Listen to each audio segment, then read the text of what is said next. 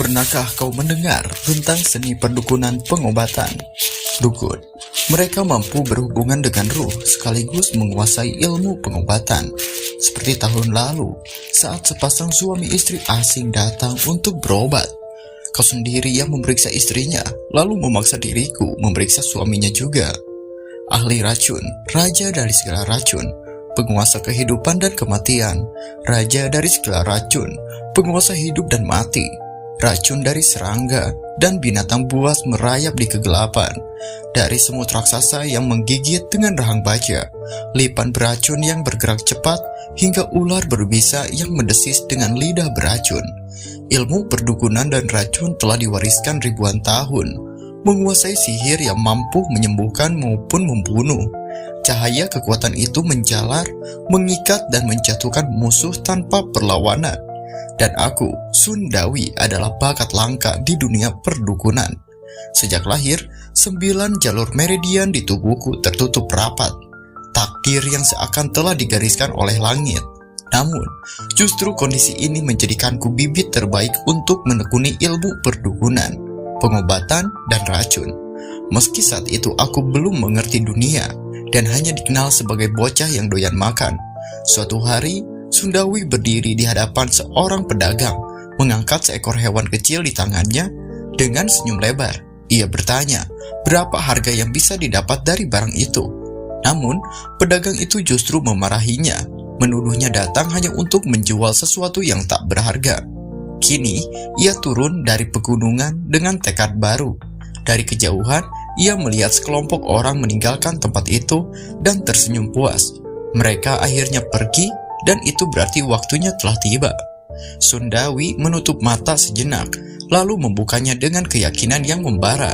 Ia akan membangkitkan kembali kejayaan ilmunya dan mengembalikan nama besar dunia perdukunan. Cerita pun berpindah ke stasiun yang ramai. Seorang pria menyerahkan sebuah kotak kayu berlapis kain merah. Ia memintanya untuk dibawa di perjalanan sebagai bekal. Sambil menyerahkan, ia berpesan agar tetap menggunakan telepon, menjaga keselamatan di jalan, dan jika suatu saat kembali ke Xianjiang, ia harus menghubunginya. Kereta mulai bergerak meninggalkan stasiun. Pria berbaju hitam dengan bulu di pundaknya mengucapkan terima kasih atas bantuan selama ini, sekaligus menitip pesan agar sesekali menjenguk gurunya. Pria berbaju putih itu menjawab dengan penuh semangat, menyetujui permintaan tersebut. Sesaat kemudian ia berkata pada rekannya, memanggilnya dengan sebutan bos. Pria bertubuh besar bertanya-tanya, siapa sebenarnya pria gemuk tadi, hingga rekannya begitu menghormatinya. Dengan tatapan serius, pria berpeci putih mengingatkan peristiwa 5 tahun lalu, saat ia dikejar untuk dibunuh dan melarikan diri ke Gunung Jinfeng. Pria besar itu teringat kejadian di mana di wilayah Raja Anjing, mereka sempat menerima bantuan sekali. Saat itu, Raja Anjing mengerahkan 23 petarung untuk mengejarnya hingga ke dalam pegunungan. Di tengah pengejaran sengit, darah mengalir di tangannya, dan situasi semakin kritis. Pada saat yang paling menentukan, pria gemuk itulah yang menyelamatkannya. Dengan seekor serangga emas di tangannya, dalam sekejap 23 orang itu tewas. Tubuh mereka tergeletak bersimbah darah. Pria berpeci putih menegaskan, jika bukan karena pria gemuk itu yang turun tangan, nyawanya pasti sudah berakhir di sana. Bahkan pengaruh keluarga Wang pun akan runtuh. Pria berpeci putih itu menghembuskan asap rokok, lalu berkata pelan, bahwa orang-orang seperti itu adalah sosok yang hidup di luar dunia biasa. Mereka memandang rendah uang, memberikan uang secara langsung pada mereka justru sama saja dengan menghina. Kereta melaju di sepanjang jalur berkelok, meninggalkan hamparan hijau, pepohonan di sisi rel.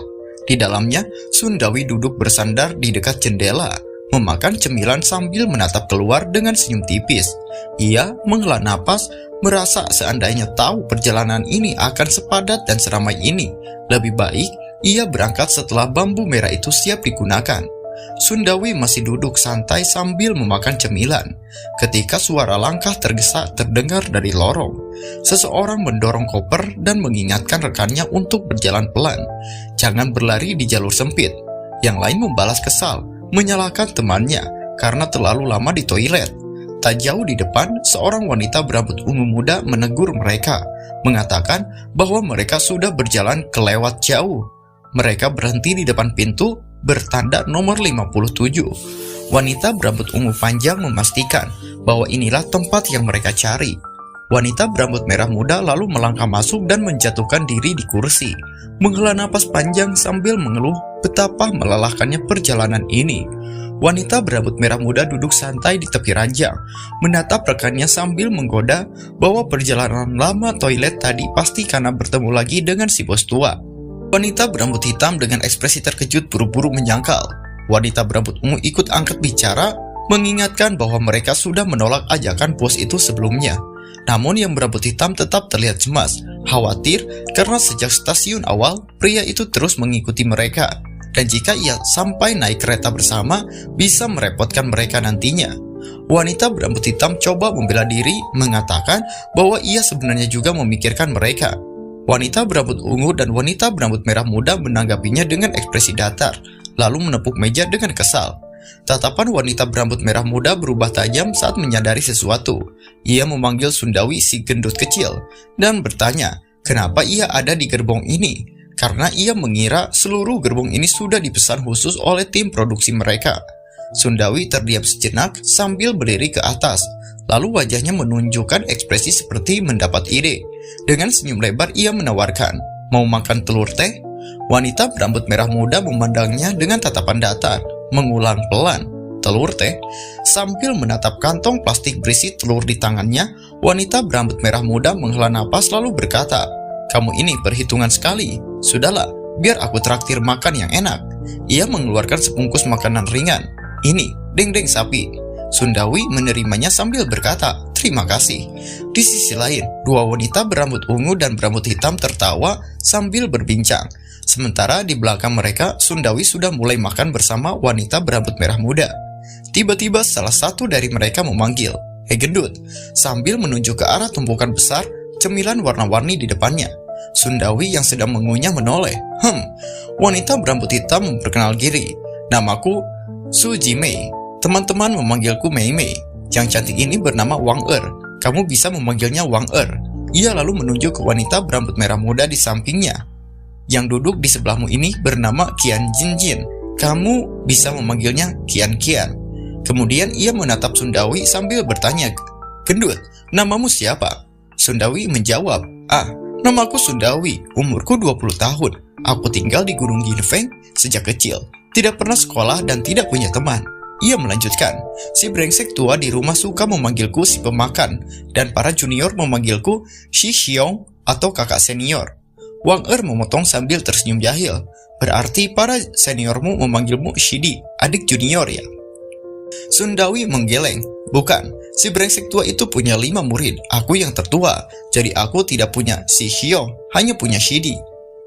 Qian menatap Sundawi penasaran dan bertanya, apa yang sebenarnya ia pelajari? Sundawi menggaruk kepala, mengatakan kalau ia juga tidak tahu.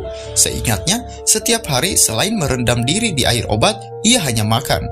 Mei Mei dan Wang Er saling melirik sambil berkomentar singkat bahwa ia memang tukang makan. Qian kembali menanyai beberapa banyak daging sapi kering yang sudah ia habiskan. Sundawi berpikir sejenak, lalu menjawab santai, sekitar 10 bungkus. Mei Mei yang berjalan di belakang menatap kakinya melangkah sambil bergumam, benar-benar tukang makan. Mei Mei yang sedang menutup mulut terkejut menoleh ketika seorang pria berbaju merah mendekat menanyakan apakah mereka bersenang-senang. Mei Mei terpaku sejenak lalu menyebutnya sebagai Bos Yuan. Pria itu tersenyum lebar mengatakan bahwa tadi Mei Mei tega meninggalkannya sendirian menunggunya di terminal. Menyebutnya terlalu keterlaluan. Mei Mei membalas sambil tersenyum tipis, mengatakan ia tidak akan mempermasalahkannya. Namun pria itu segera melanjutkan, mengatakan bahwa belakangan ini ia kekurangan orang di tempatnya. Mendengar itu, ekspresi Mei Mei berubah menjadi ragu. Bos Yuan menatap Mei Mei sambil mengingatkan soal pembicaraan mereka sebelumnya, menanyakan kapan ia akan memberi jawaban. Mei Mei menunduk gelisah, berpikir dalam hati apa yang harus ia lakukan. Pria itu lalu membujuk, mengatakan bahwa pekerjaan itu mudah dan penghasilannya tinggi, bahkan lebih baik daripada apa yang mereka kerjakan sekarang. Mei Mei hanya bisa menjawab ragu, mengatakan kalau mereka sebenarnya ingin ikut. Tapi, sementara itu Sundawi duduk bersama Kian Kian sambil bercerita tentang kehidupannya di gunung. Sundawi tiba-tiba muncul dan bertanya dengan polos, apakah paman itu mau makan telur teh? Pria berbaju merah mendengus kesal, mengumpat dalam hati bahwa si gendut itu sudah merusak urusannya. Dengan nada jengkel, Sundawi berkata, kalau tidak mau ya sudah. Bos Yuan lalu berjalan pergi sambil memaki bahwa segerombolan udang busuk itu benar-benar menganggap diri mereka penting. Bos Yuan lalu berjalan pergi sambil memancarkan tatapan merah menyala. Dalam hati mendengus bahwa tak lama lagi mereka semua akan datang memohon padanya. Setelah ia pergi, suasana sedikit lega. Wang Er bertanya, sudah pergi? Mei Mei menghela napas. Iya, hampir mati ketakutan. Kian Kian menoleh ke Sundawi dan berterima kasih. Dawi, tadi terima kasih banyak. Sundawi menoleh heran saat ditanya, emang aku ngapain? Ia diberitahu bahwa tidak ada apa-apa, lalu teringat masih punya ikan kering yang ingin ditawarkan. Tiba-tiba terdengar teriakan panik memanggil, Pak Lin. Berulang kali meminta dokter segera menyelamatkan Pak Lin. Sundawi dan orang-orang di gerbong kaget mendengar nama itu, termasuk Wang Er dan yang lainnya yang langsung berdiri. Beberapa penumpang di lorong ikut terkejut dan bertanya, apa yang terjadi? Pak Lin kenapa? Seorang pria berlari panik sambil berteriak, Dokter, dokter, cepat tolong, Pak Lin, dia. Orang-orang langsung bertanya cemas, Pak Lin kenapa? Kian Kian keluar tergesa dari ruangannya, berteriak, Pak Lin. Sementara itu, Sundawi yang sedang makan cemilan hanya terdiam memperhatikan. Tiba-tiba terdengar jeritan panjang penuh rasa sakit, dan terlihat Pak Lin terbaring dengan darah mengalir dari mulutnya. Pak Lin terbaring kaku di lantai, tubuhnya dikelilingi aura ungu gelap yang menyeramkan, sementara sepatunya terlepas. Seorang penumpang panik bertanya, dokternya mana? Langkah kaki terdengar mendekat dengan cepat. Seorang pria berambut pirang mengenakan masker datang sambil berseru, semua, minggir, pastikan sirkulasi udara tetap lancar. Pria berambut pirang itu mengenakan sarung tangan medis sambil berkata, Lawang, bantu aku, yang lain jangan mengerumuni. Orang-orang berteriak panik, dokter, sini cepat, Pak Lin sudah kritis. Dokter, tolong selamatkan Pak Lin, banyak sekali darahnya. Dokter itu menatap kaget, darah sebanyak ini? Sial, apa yang terjadi dengan tubuh Pak Lin? Ia segera berlutut memeriksa kondisi Pak Lin yang tergeletak bersimbah darah dengan aura ungu pekat mengelilinginya. Sementara orang-orang di sekitar hanya bisa menatap cemas. Kian Kian menutup mulutnya, matanya berkaca-kaca sambil berbisik, Pak Lin. Mei Mei berdiri di sampingnya, menepuk bahunya pelan, mencoba menenangkan. Sementara Wang Er ikut memandang cemas dari belakang. Seorang penumpang bertanya khawatir, Pak Lin kenapa? Yang lain menimpali panik. Kalau ini terus berlanjut, bagaimana? Ada yang mulai putus asa. Habis sudah, selesai sudah. Sundawi yang sedang memegang cemilan memperhatikan situasi dengan tatapan serius. Matanya tiba-tiba menyipit, menyadari sesuatu. Di tengah kepanikan itu, seseorang berteriak memohon, dokter, tolong selamatkan Pak Lin. Bos Yuan terlihat di sana, berdiri dengan wajah tegang, sementara kerumunan mulai bergerak tak sabar, dan terlihat senyum licik tersirat di bibir Bos Yuan, seperti ialah orang yang berada di balik kekacauan yang terjadi. Dokter itu membuka mulut Pak Lin lebar-lebar, menatap ke dalam dengan wajah serius. Seseorang berteriak cemas, menanyakan kondisi Pak Lin. Tanpa banyak ragu, dokter itu menjawab dingin bahwa Pak Lin mengalami pendarahan otak, dan keluarga harus bersiap menghadapi kemungkinan terburuk. Ucapan itu membuat semua terdiam, sebelum akhirnya seseorang membelalak marah dan tak percaya. Pendarahan otak, kau bercanda. Dokter, lihat lagi baik-baik, teriaknya panik, mencoba menyangkal kenyataan yang baru saja ia dengar.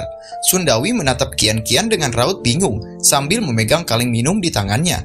Tiba-tiba ia menepuk bahu Kian Kian lalu bertanya, apakah Pak Lin pernah menyinggung seseorang? Beberapa butir batu kecil berjatuhan ke meja, membuat Mei Mei, Kian Kian, dan Wang Er saling mendekat memperhatikannya. Dengan nada tenang, Kian Kian menjawab bahwa setahunya Pak Lin selalu bersikap baik pada orang lain.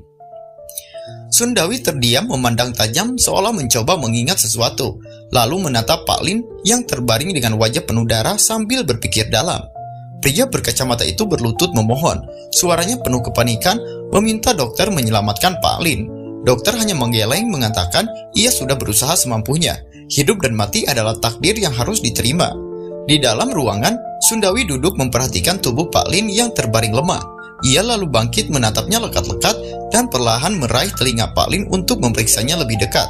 Sundawi masih memegang telinga Pak Lin lalu memindahkan tangannya ke dada. Cahaya kuning samar muncul dari telapak tangannya sementara tatapannya berubah serius.